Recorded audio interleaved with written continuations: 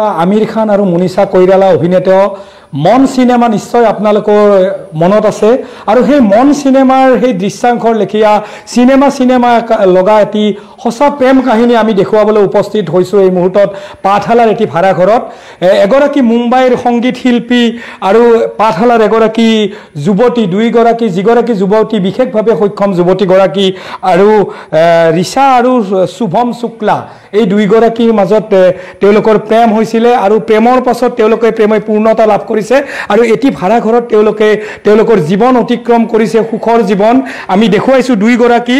মুম্বাইৰ পৰা সকলো এৰি তেওঁ অসমলৈ আহিছে একমাত্ৰ বিশেষভাৱে সক্ষম ৰিক্সাৰ কাৰণে ৰিক্সাৰ সকলো কাম শুভমে কৰে ৰাতিপুৱাৰ পৰা নিশালৈকে সকলো কাম স্কুললৈ নিয়াৰ পৰা কলেজলৈ নিয়াৰ পৰা সকলো কাম তেওঁ কৰে এগৰাকী মাতৃৰ লেখিয়াকৈ ৰিক্সাক তেওঁ পৰিচৰ্যা কৰিছে তেওঁলোকৰ যি সম্পৰ্ক এই সম্পৰ্ক দুইজন খুবেই সুখী আমি দেখিছোঁ খুবেই সুখী আৰু এই যি প্ৰেম তেওঁলোকৰ এই প্ৰেমেৰে তেওঁলোকে আচলতে বাৰ্তা দিব খুজিছে সঁচাকে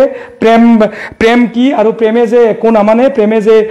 কি আচলতে তেওঁলোকে বাৰ্তা দিব খুজিছে এয়া মই ৰিচাৰ সৈতে কথা পাতিবলৈ যত্ন কৰিছোঁ ৰিচা কেনেকুৱা যে প্ৰেম কেনেধৰণে হৈছিলে মই মানে সোশ্যাল মিডিয়া এপ ইউজ কৰবা মানে ভাল পাও মানে তাৰ পৰা নতুন নতুন শিকবা ভাল পাও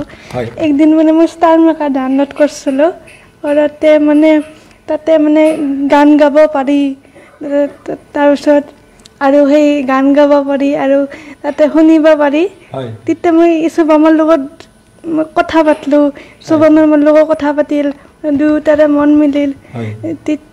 তাৰপিছত দুইটাৰে প্ৰেম হ'ল তাৰপিছত সি অসমক আহি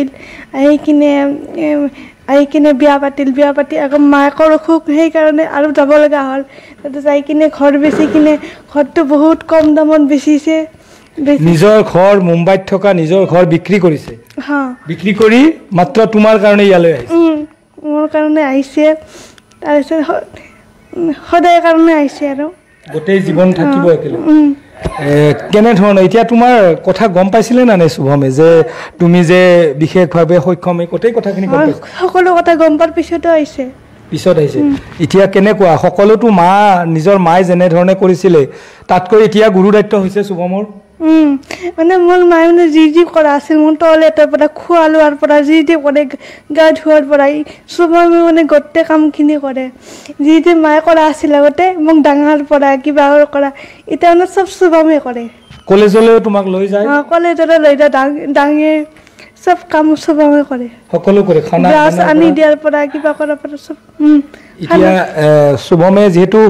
এটা কথা প্ৰেম থাকিলেও সকলো হলেও চলা এটা ৰাস্তা লাগিব কেনেধৰণে চলি আছে এই যে ভাড়াঘৰ কলেজীয়া তোমাৰ খৰচ মোৰ মানে কি বুলি কয় কিবা এটা ইনভেষ্ট কৰিছে তাৰ পৰাও ভালকে নাহে মাজে মাজে কাটে তাৰপিছত বহুত প্ৰব্লেম হৈছে মোক এনে মানে ক'তো যাবও নোৱাৰে মোক সেইকাৰণে বাহিৰত কাম কৰিব যাব নোৱাৰে সেইকাৰণে প্ৰব্লেম হৈছে অলপমান সেইকাৰণে মাহিও অলপ কেতিয়াবা সহায় কৰোঁ তাৰপিছত তথাপিও প্ৰব্লেম হৈছে খোৱা লোৱা ভাড়াঘৰ দিয়া টাইমে ভাড়াঘৰ দিব লাগে ন তাৰপিছত প্ৰব্লেম হৈছে তথাপিও হয় অসুবিধা নিশ্চিতভাৱে হৈছে মই কথা পাতিম শুভমৰ সৈতে কথা পাতিবলৈ যত্ন কৰিছোঁ कैसा लगा सारा मुंबई छोड़ के आप असम आ गए सिर्फ रिसा के लिए यहाँ पे मुझे बहुत अच्छा लग रहा है यहाँ पे लोगों का बिहेवियर मुंबई के लोगों से भी बहुत अच्छा है क्योंकि यहाँ पे लोग बहुत रिस्पेक्टफुली बात करते हैं सबसे और बहुत अच्छा लग रहा है स्पेशली मुझे ऋषा के साथ टाइम स्पेंड करना अच्छा लगता है अभी मैं इसके साथ बात करूँगा हम लोग साथ में बैठेंगे थोड़ा गेम्स वगैरह ऑनलाइन खेलेंगे थोड़ा सिंगिंग करेंगे तो उसमें दिन कब बीत जाता है पता नहीं चलता है तो मुझे ऐसा ज़रा भी नहीं लगता कि मैं कुछ काम कर रहा हूँ या कुछ नहीं कर रहा हूँ मुझे बस इसका ऐसा लगता है कि हाँ मैं इसके सामने बैठे रहूँ तो कहीं जाने का मन ही नहीं करता जिंदगी का बहुत लंबा दौर है ये आप सहन कर सकेंगे मुझे कुछ मेरे लिए तो मेरी माँ की तरह ही है तो मेरे को ऐसा कुछ फ़र्क नहीं पड़ता कि मुझे कितना भी टफ सिचुएशन है तो मैं तो उसके साथ ही हूँ मुंबई से सब कुछ आप बेच दिया हमने तो सुना कि आप गाना भी गाते थे अभी गाना का कैसा चल रहा है गाना गाना दादा तो अभी तो मैं अपना क्लासिकल सिंगिंग घर पे ही थोड़ा बहुत सीख रहा हूँ। मैं इतना अच्छा नहीं गाता हूँ क्योंकि अभी मैं कहीं से सीखा नहीं हूँ। मेरा कोई गुरु नहीं है कि मुझे बता सके कि मैं कहाँ गलती कर रहा हूँ, मैं क्या कर रहा हूँ। मैं सिर्फ खरस का रियाज, सा का रियाज मॉर्निंग को उठ के 4 बजे थोड़ा बहुत कर लेता हूँ, जिससे मेरे गले में एक्यूरेसी रहे। इसलिए मैं आपका किराया भी है और ऋषा का कॉलेज का खर्चा भी है, घर भी चलाना है, तो कैसे होगा? भगवान कहीं ना कहीं से भेज ही देता है, मतलब संभाल ही लेता है कैसे भी करके। क्योंकि ज़्यादा कहते हैं ना, जो कभी किसी के साथ गलत नहीं करता उसके साथ गलत नहीं होता। डर होता है कि काफ़ी लंबा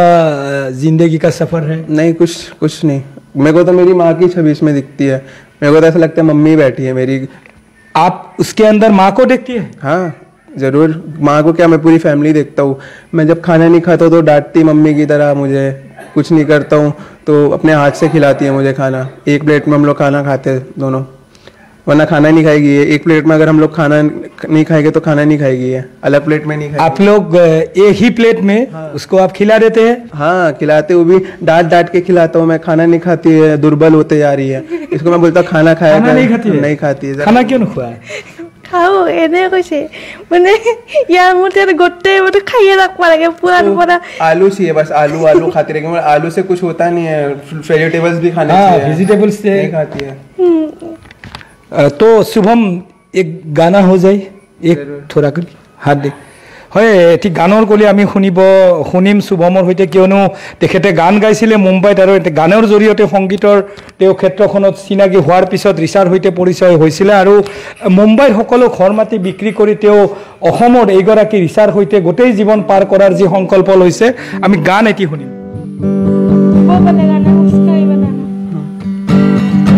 मेरे हिस्से की हंसी को, खुशी को तू चाहे आधा कर, चाहे ले तू मेरी जिंदगी, पर ये मुझसे वादा कर। उसके अश्कों में, दुखों में, गमों में है उसके जख्म पर हक मेरा ही रहे हर जगह हर घड़ी, हाँ उम्र भर अब फकत हो